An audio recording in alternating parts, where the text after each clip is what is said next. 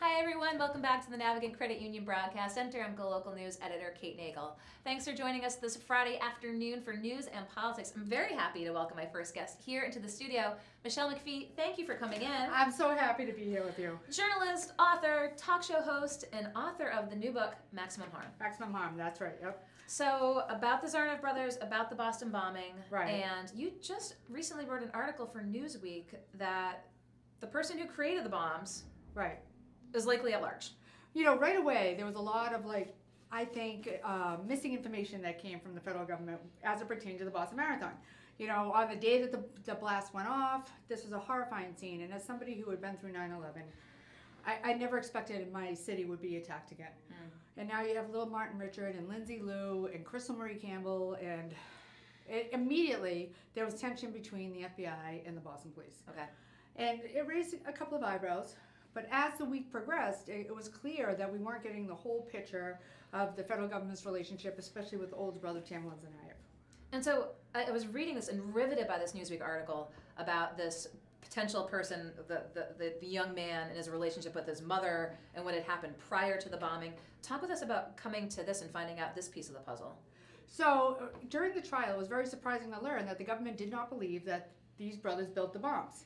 That the recipe they found, how to build a bomb in the kitchen of your mom, was far less sophisticated than the devices that were detonated that would kill 3 and wound 260, leave 17 people amputees, 4 of those people double amputees. So when the government was talking about they never found any location where these brothers had built the bombs, it was staggering. Yes. So in other words, we don't know who built the bombs, and that person is among us. Well, on June 9th, 55 days after the marathon, there was an individual arrested in Topsfield, Massachusetts after a domestic incident with his mother. He had beat his mother. He had this outburst, this very sad outburst, saying, "I've done something that I'm going to have to answer to God for," and he lost it. There's a 4-hour standoff, and when police finally get him on his way to a mental institution and they get a consent to search his room, what do they find? Every component to the Boston Marathon bombings. Ball bearings, circuit boards. They found a giant pressure cooker hidden under dirty clothes in his closet next to a duffel bag that had gloves in it to make sure that you wouldn't leave fingerprints. Next to the giant pressure cooker was a bag of perlite, which is used as a bomb making material. So he has a bomb factory in this guy's bedroom in Topsfield. And guess what happened to him, Kate? What then? Nothing. The entire case was nil prossed. He was put in a series of mental institutions, completely unclear who paid for it, because anyone who has somebody struggling, who needs any sort of mental help, whether it's substance abuse, knows there is no way that someone's getting care in a private facility for 2 years on any insurance company in the world.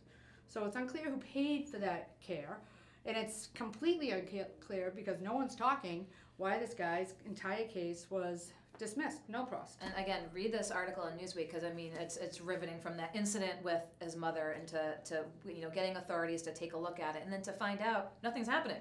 Well, except for the fact that now he's out of the mental institution, and the timing, some police believe, was not at all coincidental. He gets out 1 month after Dzhokhar Tsarnaev is sentenced to death. We know the older brother was killed in that wild bomb and bullet battle in Watertown. The younger brother goes on the run. I met with a police source last night who pointed out that, hey, look, I was on the SWAT team. They gave us all a grid. And the boat just happened to be 1 block outside of the grid where everybody was searching. So there were all these unanswered questions. But the biggest one is who built the bombs? And will you find a lot of these questions in this book? Yes, you will. So this is the book to get if you want answers to those questions, for sure.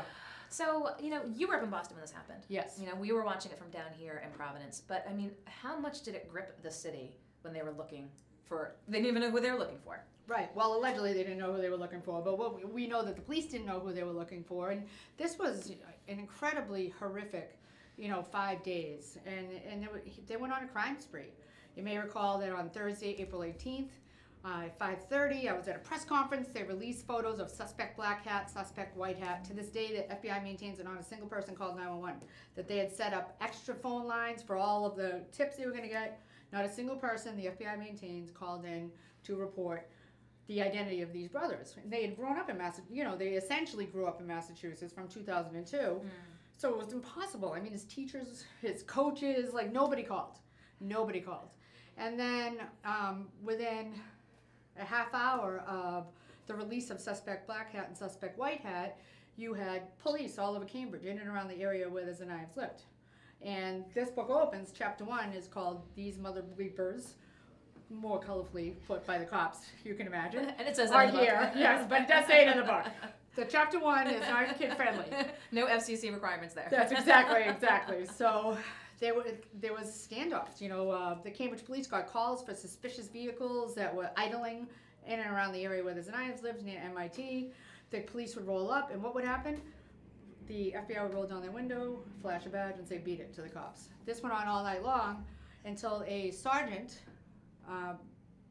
actually blurted out loud, somebody's going to get hurt. These mother bleepers are here, and someone's going to get hurt. And within minutes, Sean Colley was executed in cold blood on the campus of MIT. That set off the carjacking of the young businessman, which ended with this wild, firefight in the middle of suburban Watertown. Do you think folks following it, seeing on the news, following on the news, had any sense of how chaotic this was, and you outlined in the book? I mean, I think that it was so devastating to see something like the iconic marathon attacked.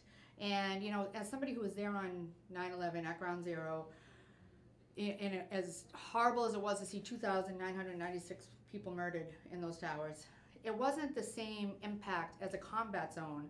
I mean, Boylston Street became Baghdad. I'd never seen anything like this. The body parts and the screaming and it was just indescribably horrific. So I think the entire city was reeling.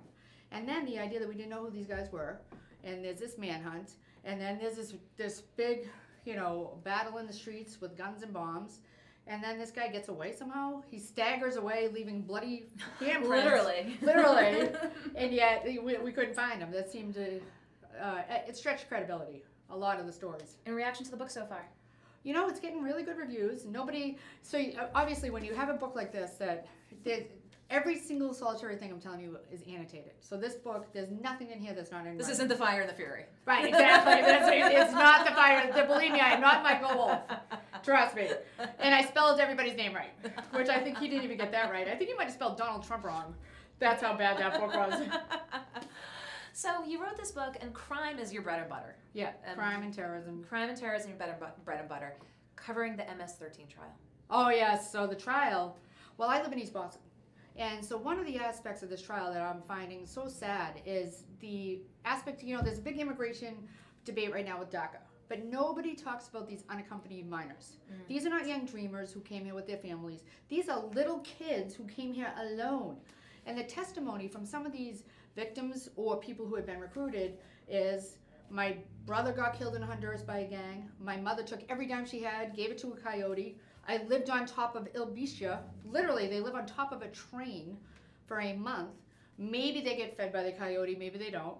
They get to Texas by a miracle, and they get smuggled in, and the whole process takes a month to 6 weeks. They get into Texas, they get arrested by ICE, but they're an unaccompanied minor, so they say, do you have any relatives? Well, I have a dad I never met in Chelsea, Massachusetts. So these kids are doing everything they can to escape gang violence, and they're at Chelsea High, and 2 weeks later, some MS-13 gangbanger with a very sophisticated ISIS-like propaganda video sits down next to you in the cafeteria and says, you're with us now. And that's what's happening. You talk about being in the schools and these young people. How prevalent is this in Boston and New England? Well, on the North Shore, so the cities that are inundated with MS-13, my own neighborhood, East Boston, Lynn, Chelsea, Revere, the North Shore Gang Task Force, I cannot say enough about those cops, and it's a task force that actually works. It's not like the Whitey Bulger Task Force, where they weren't really looking for Whitey, which we all know they weren't really looking for Whitey. It's not like that. The head of the Whitey Bulger Task Force, by the way, was afraid to fly, so how, I don't know. So they're really looking into this here. We know this has been mired in politics. Right. We've seen this because President Trump mentioned it in his State of the Union. Does that have is that impacting the trial at all? It's interesting because Boston has the highest number of MS-13 members being prosecuted in the entire country. It's 61. And I think that, one of the witnesses was the girlfriend of Tremendo was his name. And Tremendo was sent here. They are growing, MS-13 has the designation as the Treasury Department as the only transnational criminal organization. So the only street gang that has that designation, because they're so good at recruiting these kids. Now, was the trial, is this racketeering? Are there other charges? Yeah, it's racketeering, murder, yeah. And murder. Okay, so it's the whole kit and caboodle. And they're all kids. They're all kids. So the perps are a large number of them are unaccompanied minors who came here alone. The victims are unaccompanied minors who came here alone. And the big question is, what is the Department of Homeland Security doing to help these kids? And, you know, like we know when there's big trials, it's just a media, you know, I don't want to say circus, but there's a lot of folks there, they want to cover this. But, I mean... This is getting no coverage. It's like me and one reporter from the Boston Globe. Is it a state of the media? Is there a fear of the MS-13? I think that, you know, I think you brought it up. It's the politics of it. So people don't want to be seen as promoting the Trump agenda with MS-13, which is absurd to me because it's not a political agenda. This is crime. These are facts. You know, I woke up on Christmas morning and there was a dead kid with his hands cut off behind my house. You know. So we're here in Providence. I'm thinking it's just cameras, and it's not. No, because people are not reporting the stories that. In fact, you know, I had an editor actually say to me, "Well, this sounds like something that people in the Trump administration fed you," and I said, "No, I woke up with a dead 15-year-old behind my house on Christmas morning. He was one of 6 kids that have been murdered by MS-13 in my neighborhood. Which, if you drove to Logan Airport, that would be the neighborhood that is inundated with MS-13.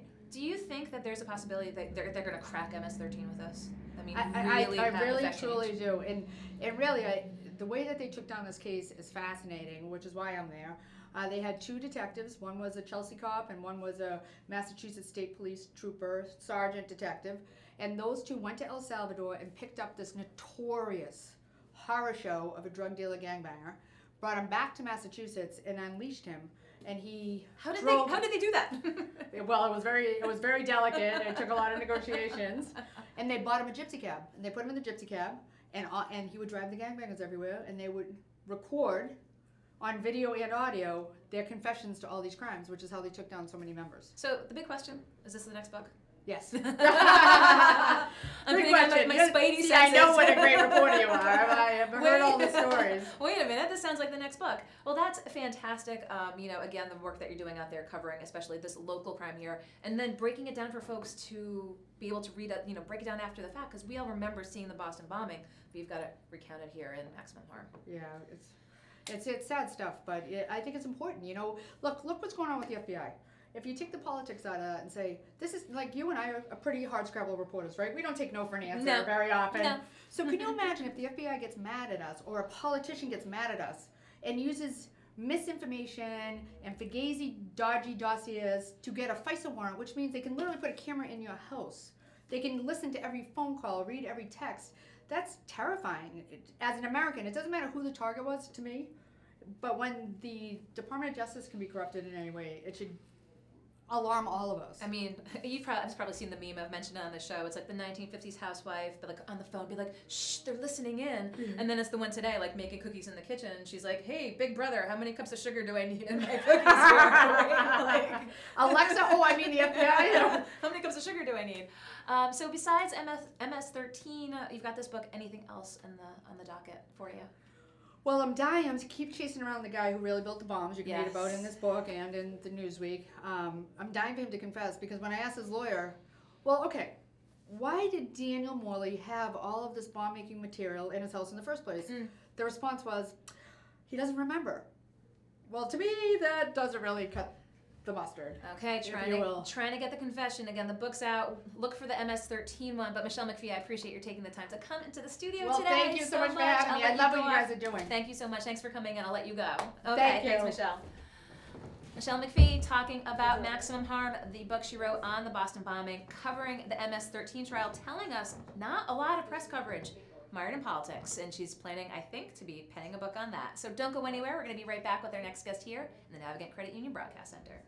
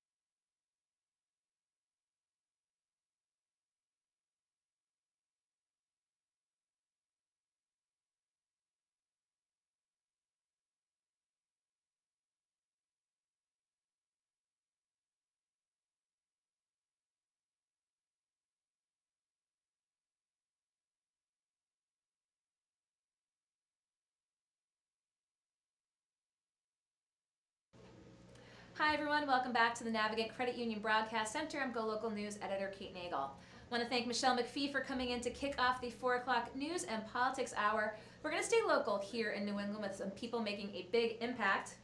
I have here with me Associate Professor Soo-Young Yu at UMass Lowell talking about the next generation textiles to sense structure damage. I just want to give you a little preview before we welcome the professor. He worked along with other experts in the field, collaborating with researchers at Saint-Gobain, a multinational corporation with an R&D center in Northborough, to develop fabrics integrated with optical fibers and sensors, and these sensing fabrics can be applied to existing structures to monitor strain or detect cracks in their early stages, thereby minimizing maintenance costs and environmental impacts. Professor, thank you for joining us today. Thank you for having me. Well, appreciate getting to hear a little bit more about your research. Obviously, New England is so tops for colleges and universities, and working in tandem with companies here. We have some big structural issues here in Rhode Island with our bridges. Across the country, we do see crumbling infrastructure. But talk with us about identifying this potential that fabrics applied to various structures, and I'll let you talk about that, being able to identify strains and potential problems earlier than we can now. Mm-hmm. So how does this come to be? Hi. I think that first of all, this project represents the marriage between two very traditional industries. As we know, textile and civil engineering are very, very old, especially in law. We have a proud history in textile industry. Now, the reason we like to use fabrics to monitor civil infrastructure systems is because I actually have an example of the fabrics like this. Now, by integrating the fiber optics sensors into these kind of fabrics, you can protect the fibers and insert them into either concrete structures or attach them onto the surface of steel structures. Now, we have more than 600 bridges, for example, in this country, and about 9% of them are considered structurally deficient. Yes. So right now, state DOTs don't have a very clear idea about that, how many of them are about to collapse in the premature failure mode, which is why we believe that this kind of innovative sensors can help the state DOTs to get the much better sense about their structure's condition. Well, fantastic. As I mentioned, you hit the nail on the head. We know here in Rhode Island how structurally deficient our bridges are. So you're on the research side of things. You worked with the company. I mean, hopefully, do we see big government contracts coming down the line to apply this type of technology?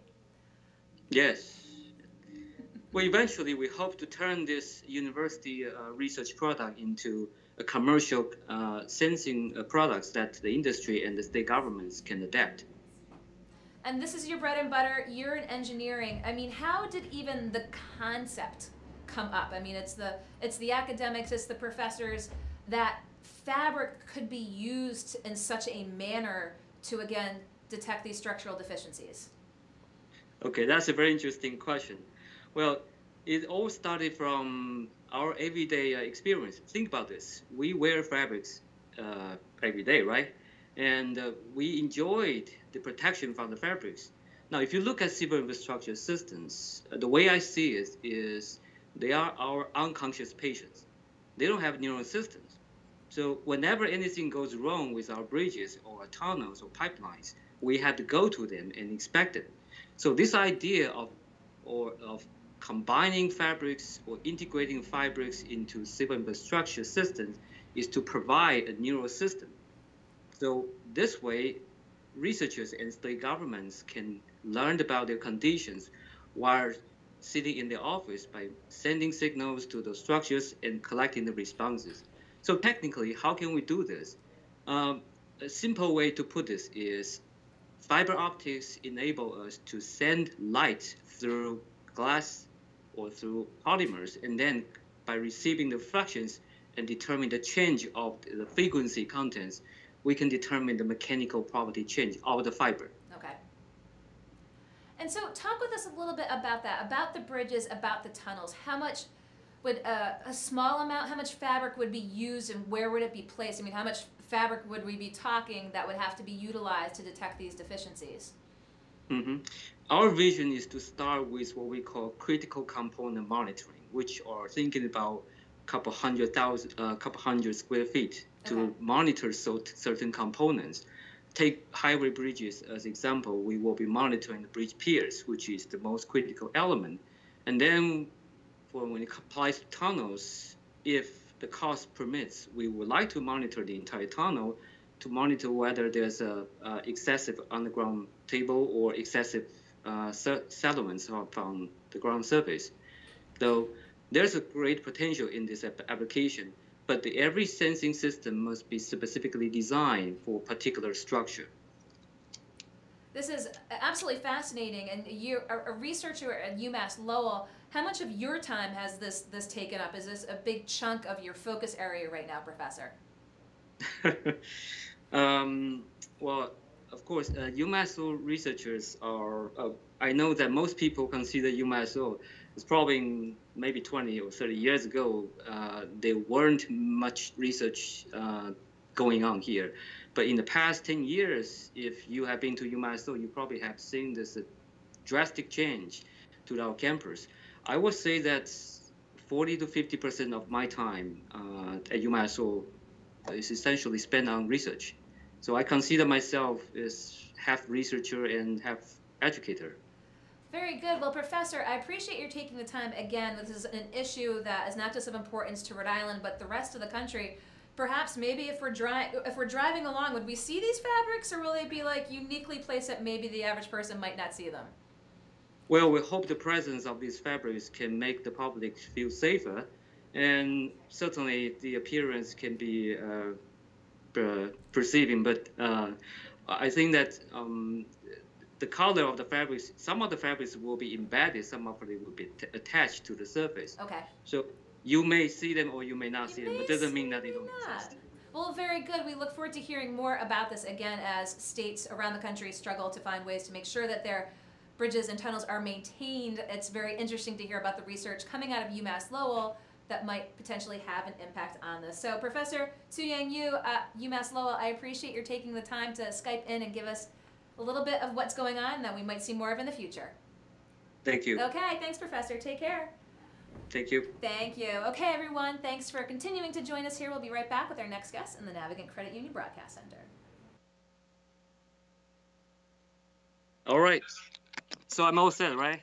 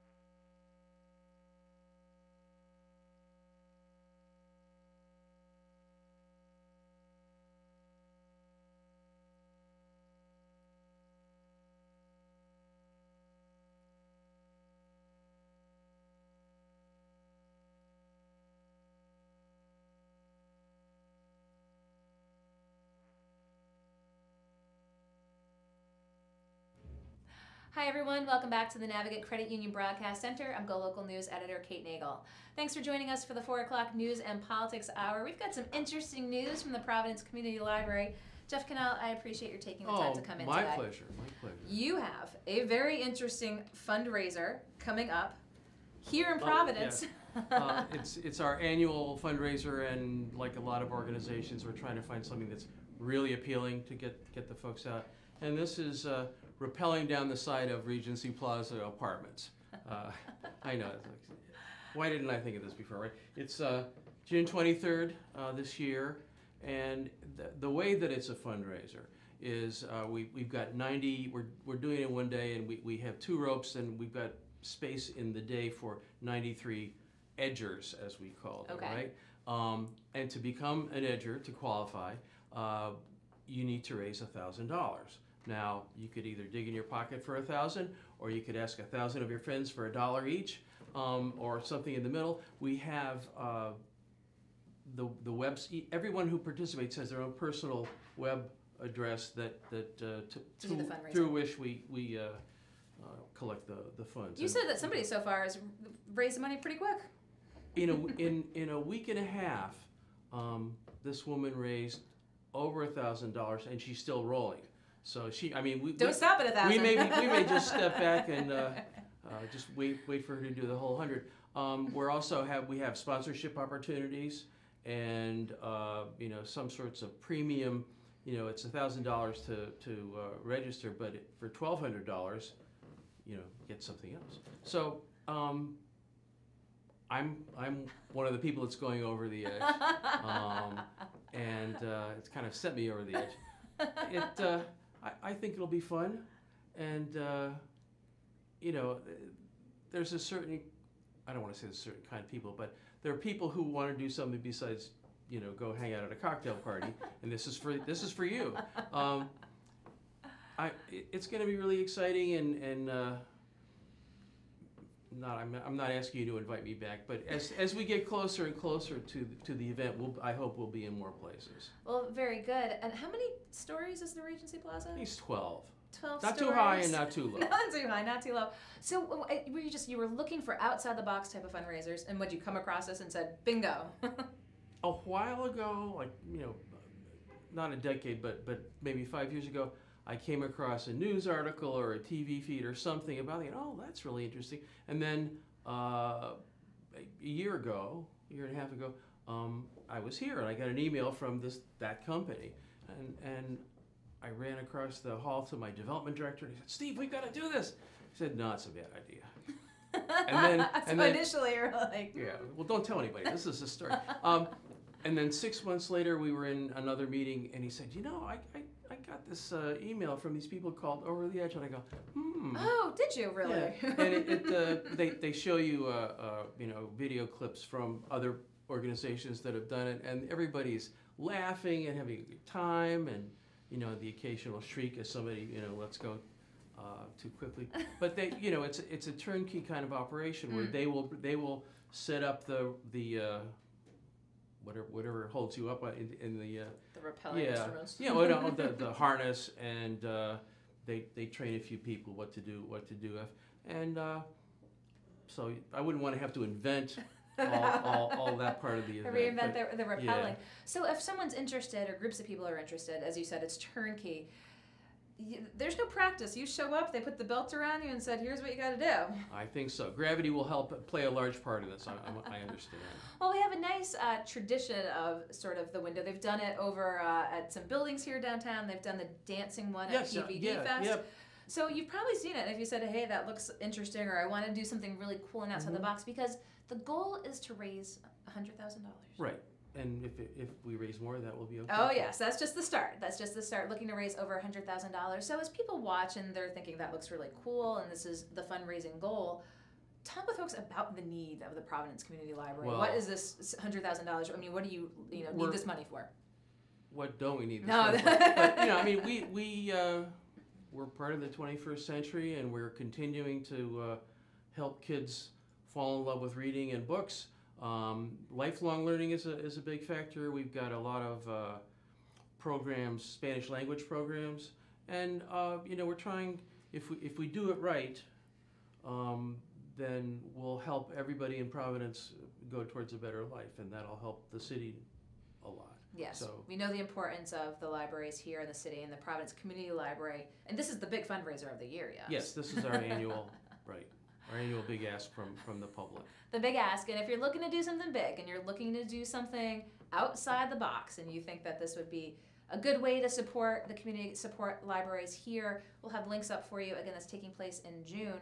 Anything else you think folks should know while you're here in the studio? Well, lots. You'll have long to wait. I was born a long time ago in Cleveland. I'm a recent transplant from upstate New York, and I just have to say, I find a different part of the city to love every day that I'm out amongst you all. So Thanks for having me. We appreciate your coming in and bringing in this amazing fundraising idea. Again, Over the Edge. You can rappel down the Regency Plaza. Sounds like it's going to be a fun time, big party for a good cause. Jeff Cannell, thank you for taking the time to come to the studio. Much. We'll talk soon. I'm sure you're going to go into training. We shall see. I'll let you around the corner and I'll welcome my next guest in here. Okay. You can leave that. I'll show you. Can bring that stuff. Take it. Oh, I'd love to leave this. Yes. I've got a couple, Perfect. Thank you. and a sponsor package. Okay. Leave everything and we'll welcome our next guest. I appreciate it, Jeff. Thank you. Okay. Thanks so much. Thank you. Okay. Thank Take you. care. All right. You on 7 days a week or 5? I think we're still on. 4. Okay. Joe, we're still on? Okay, nice to meet you. Okay. Jeff Cannell, appreciate him taking the time to come in. Again, we'll show folks one more time. Over the Edge, the Providence Community Library is doing an outside-the-box fundraiser where you can rappel down the Regency Plaza. Again, the requirement is $1,000 per person. He just mentioned that someone over the week and a half just already raised it and more. So if it's something that looks interesting to you, we'll have links up here on our page here at GoLocal. So I would now like to welcome my next guest into the studio, usually the Thursday regular, here on Friday, Bob Whitcomb. I had to go to Boston yesterday. Had important things to do. Night of sentencing here. Were you at the MS-13 trial? I was, yeah, as a defendant. The news comes out. Right. Bob Whitcomb's in the MS-13. Actually, just had Michelle McPhee in studio here talking Yeah, about covering it. Saw that. Very interesting. I asked her, I thought it would have been a media circus, and she says it's not. Yeah, Yeah. quite dignified. That apparently Yeah, that quite demure. I'm blown away. By the way, I got to say that this guy's doing great stuff. This is a huge book area. A lot of famous writers that have lived here or moved through here. Maybe a few more in Newport than in Providence, but a lot around here too. And I think that something could be cultivated. As long as it's not about H.P. Lovecraft, who was so boring. A little controversial as well. We've had. I'm flaming racist, sort of a pre-Nazi Nazi, but. Did you read Ray Rickman's musings on him Yeah, recently? I did. No, I didn't know that much about the racist side. I just always found his stuff ridiculous. Well, if you want to support books and support the libraries, yeah. do you want to go rappelling over the edge of the Regency Plaza? I think today, the way I feel, I think I'll just soon jump off the roof. No! Why rappel? Well, it sounds like a good fundraiser. There's so Yeah. much other going on that I think might be fodder for your Right. columns. But let's talk about DC first. Yeah. Let's yeah. talk about President Trump and the proposal for the military Yeah, parade. terrible idea. We've had some parades sort of like that, a little lower key than what he has in mind, but usually after winning a war. The last one was after the first Iraq War, the so-called Gulf War, which we celebrated as a victory, even though what happened later on didn't make it sound that much of a victory. But look, in retrospect, how victorious really was the Gulf War. We had something of a military parade then after World War II and after World War I, but this is basically classic banana republic, North Korea, Russia, Red Square, showing off, in which the tyrant gets up there and shows everybody how important he is. I mean, I think also there's a more insidious aspect of this. I think there's always sort of a little bit of an implied threat to people within the country that, you've got a regime showing off all these tanks and various guns and so on. So if you don't cooperate with a maximum leader, something bad may happen to you. So there's a sort of a implied threat in the whole thing. I think it's ridiculous. I hope they don't do it. It'll probably cost $100 million. It'll tear up the asphalt, on Pennsylvania Avenue. It's just the stupidest thing. And most of the generals, the ones that don't have to report directly to the president, are saying it's idiotic. well, it seemed like it kind of came out of left field. Yeah, well, it's typical. It's just, whimsy, kind of a whim of iron. A whim of iron. But I think the president sees this great opportunity for photo ops. He's up there in the reviewing stand, like that, while the tanks are going by. Somebody suggested perhaps we'll have nuclear missiles, too, just to scare the hell out of somebody. Scare the hell out of the Democrats. Well, we'll see what happens at the parade Yeah, moving yeah, forward. But speaking yeah, of scared, yeah, the yeah. Trump administration and the White House Yeah. has an issue on their hand. Yeah. Only with- one? has another issue Yeah. on their hand with former staffer Rob Porter. Yeah. As and- we were talking in the green room, who happens to be the son of a very famous professor at the Harvard Business School. Yes. Yeah. Oh well.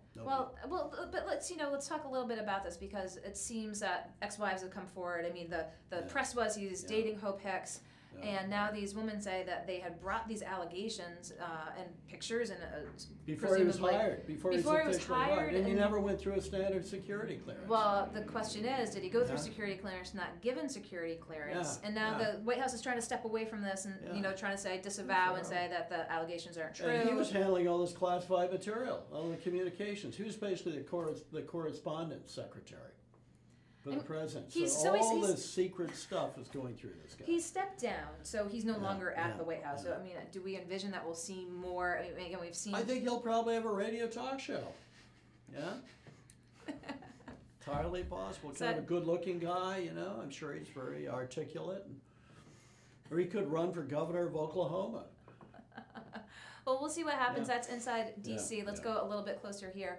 Rob Borges with the Boston Herald. Yeah, and that's a sad tale. It's a very sad tale. I just heard about that, Kate, before coming on. A friend of mine at the Boston Guardian told me about that. But I think you had some good points again earlier in the green room where all the work happens here. The real conversations take place. This is all heavily edited. It's so easy for someone to be fooled. Your example, the Washington Post, the bogus Roy Moore accuser. It was a setup to try to make the Washington Post look irresponsible and sloppy. Yeah. And they went through and they made a point of pointing out this person, saying, here's all the inconsistencies that don't line up. But they talked to a lot of other people, and they clarified this was a fraud. But that would have been a very, very easy fraud to be taken in by. In this day and age, you saw the text messages that looked like the person purporting to be Brady's agent saying, well, I'll just go talk with another sports writer then. You think you've got the biggest story in the country and the world. And he was working for the Herald, right? Yes. So, well, I just got a note from Tim Leland. Does that ring a bell? He was the head of the Spotlight team. He's sort of a friend, and he worked for the Globe. But he said, oh, yeah, he was a sports writer at the Globe until he was fired. So I don't know the backstory there. There's always a backstory. But it's tough. Again, we get pitches all the time that don't pass muster, and it's very easy. So in that profession, you feel for this. It gets tougher and situation. tougher, Kate, with the internet. I've been taken in maybe once or twice because a number of other people whom I trust have been taken in too. But I think the internet makes it much easier makes it much more vulnerably taken in. And with the destruction of paid journalism, the lack of staffing, the fact that the journalists and the editors are so harried, this kind of thing is much more likely to happen. There'd been an incident a couple months ago. It was someone made looked just like a Sports Illustrated page. It looked like the Washington Redskins were changing their mascot, and it really looked like it. Yeah. But when you went to click on the different sections, you couldn't go anywhere because it was a fraud. That's right. But it really like a PDF kind of But I think some of it's staffing. I think it's the instantaneousness that's expected now of news stories. So there's less. I mean, the news business, the daily news business, was always very rushed and a lot of pressure, very fast. But it's gone to a whole new level with Twitter and so. So even the people working for the mainstream media, the big old newspapers and all that, they're under tremendous pressure to put stuff out. Twitter. Various other electronic things, not just on the paper itself. I hear you. I hear you on that. So it's a problem. But it's a tough situation to be in. But I figured I'd pick your brain about it, being from that world. Olympics, any interest? No. Frankly, no. I think the only interest is really the geopolitics of this, where the North Koreans sort of collaborating with the South Koreans on this thing. The location is interesting. The description of the terrain and climate intrigued me because it sounded just like St. Johnsbury, Vermont. the way everything, or maybe the White Mountains, sort of looks like that, about 5 degrees above zero. These sort of scraggly forests, and it looked pretty grim. Well, we'll see. I'm sure people will break down what the numbers are. I don't like the Olympics. Bore me. I have to confess. So we will not be reading about the Olympics in your column this weekend. You might. I might if something happens. You might. What else are we going to... I don't want to talk about Tom Brady. Now, Tom Brady is suggesting that he will not retire. And I hope he will, because as we've said before, and I think Rob Gronkowski is more realistic about that, he's only 28. The effect of being hit in the head, not just concussions, but milder repeated hits can be insidious. And, you know, we'd all hate to see the very, very bright, engaging Tom Brady drooling in 5 years. Well, there's the Yeah. talk, you know, he's got such a healthy diet and he takes No, care of his that- body, but that's not gonna save there's your nothing brain. can do it. No, all the kale in the world. No, you can't do that. is- So I say that. I mean, who cares? You know, who cares what I think about that? But I think that's a broader lesson for people who have had jobs and with that kind of trauma. You know, almost every game you're getting hit. Do we see football as we know it in 10, 20 years? Exist? Yeah, I would not be surprised if professional football, as we see it now, is gone. I don't know whether it be flag football or I think you'll need more cases. You know, more the autopsies they've done up at BU, Dr. Stern. I wouldn't be surprised. You know, I don't know who did the articles a number of years ago, but it was the proliferation of the 300-pound plus player who can run faster these than tackles, ever before. yeah. This wasn't They're this wasn't the so NFL big. of your father's era. Yeah. This was No. just the sheer it's force, it's mass Yeah. times acceleration. Yeah. And They're so big. they're so big and Yeah. so fast. Yeah. The combination of which is Yeah. we're unfortunately seeing the effects of it when Yeah. we hear about retired football players. Yeah. What else were you going to say in your column this weekend? Let me see. What else? Yeah, I condemn the Providence Teachers Union for trying to shout down some success of the mayoral laws because I think that's very anti-democratic. And I suggest maybe people would find out when the next meeting of the Providence Teachers Union is, go there and shout them down. Is Bob Wickham going to be I there? have no position on their contract. I'd have to do a lot more research. But shouting down a public official, the State of the City address, and the mayor Laura is a perfectly civil, dignified guy who should get married, though, as we've discussed. You know, I just think that's really bad for civic life. It's unnecessary, and I don't think they did themselves any favor in the court of public opinion. Well, we can that. look for that on Sunday. Yep. What And else? one other thing. It's a wonderful book by autobiography. It's something like it's called The Shadow in the Garden by a man called James Atlas, who wrote a couple of very good literary autobiographies, and it's about the fleetingness of fame, among other things, The fleetingness of Yeah. fame. That and sounds about the art of biography. Yeah, it's fantastic. Very good book. I look forward to reading, as I always do, your column this weekend. Okay, great. And we look forward to seeing you back here next week, hopefully. See you soon. my Okay, friend. Bob Wickham, I will let you go, Ciao. okay? Friday afternoon here at GoLocal in the Navigant Credit Union Broadcast Center has been a busy one. Molly O'Brien was up at the 3 o'clock hour with Lifestyle. 4 o'clock, very busy, kicking off with Michelle McPhee. It was very interesting to talk with the journalist, author, talk show host about her research into the Boston bombing, her new book, Maximum Harm, and her coverage of the MS-13 trial. Talking with UMass Lowell Professor Yu about some of his research into finding out fabrics working with other academics and institutions in Lowell that could potentially be used to be applied to structures such as bridges to detect deficiencies earlier than they can now.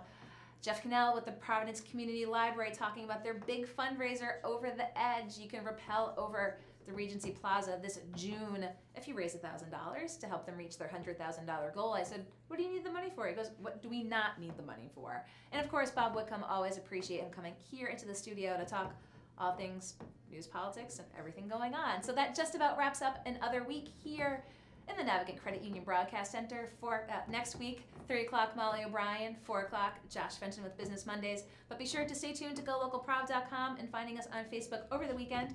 We'll be bringing you more news and sports and commentary on Sunday. So thanks, everyone. Appreciate your watching. Appreciate your feedback. We'll see you next week. I'm GoLocal News Editor Kate Nagel.